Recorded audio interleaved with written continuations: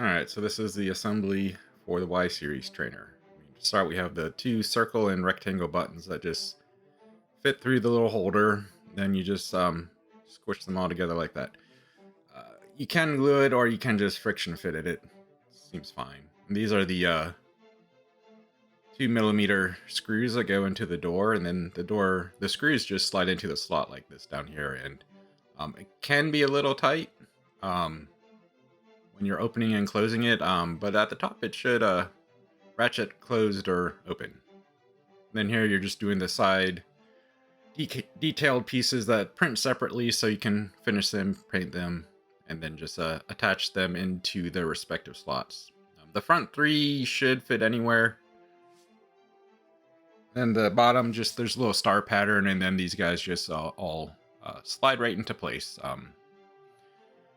Then this place is a little interesting. There is the printed support in there that you have to snap off. This animation just goes straight through it. But then here's the external USB port for providing power or data to the USB hub and whatever's connected to the hub. Then here's the inside. So you can do any USB-A port, I guess is what we used. And then throw the electronics into this little board just to keep them all in place.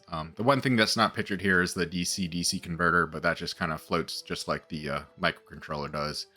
Then they all slot straight into place.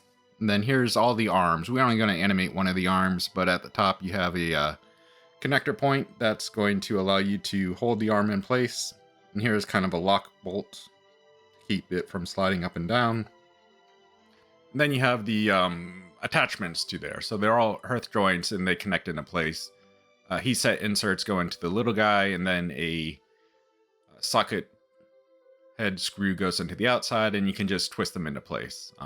For us, it was friction fit, but you could put a little bit of hot glue or whatever in there.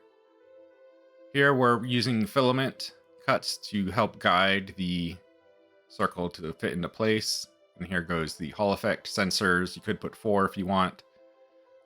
Heat set inserts again for the Lazy Susan, and of course we had the slip ring go in there.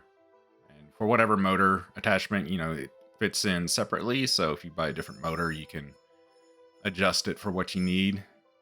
Then there should be a little gear that goes on top of that guy. Then we'll fit that into the body.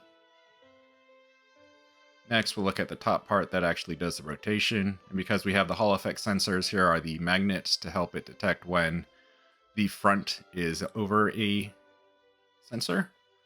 Then we're going to screw in the Lazy Susan. It's a little small guy. And throw him down on there, and then just rotate the Lazy Susan around to fill in the screws into the heat set inserts we put in a few seconds ago.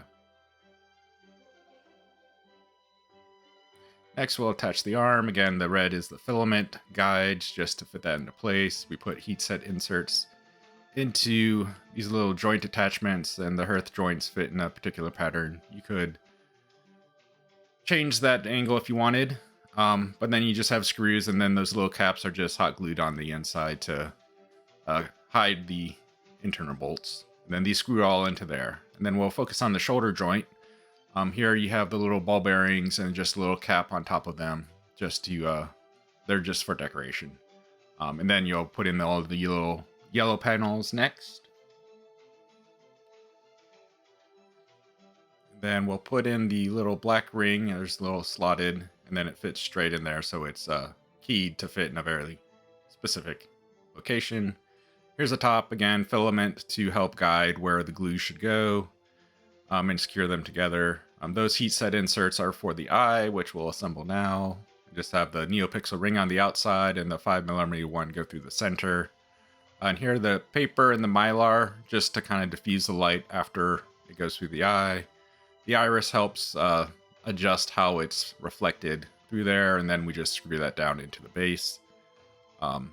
Restraining bolt, and here you could do the LEDs or a PIR sensor. They just go in from the outside to the inside, as demonstrated, and then you're just going to secure that whole dome to the top of that. And then the top of it's really just one piece. You screw in the antennas, and then it just kind of floats on top. Next, we'll finish the arm. We'll put in the little connectors. And here again, we have the small end has the heat set insert in it. And then it just twists tight into there. And then we'll repeat the same thing for the arm holder. If you wanted a different gripper, I guess you could do that pretty easily. Just don't print the Lego hand, do that, then we're done.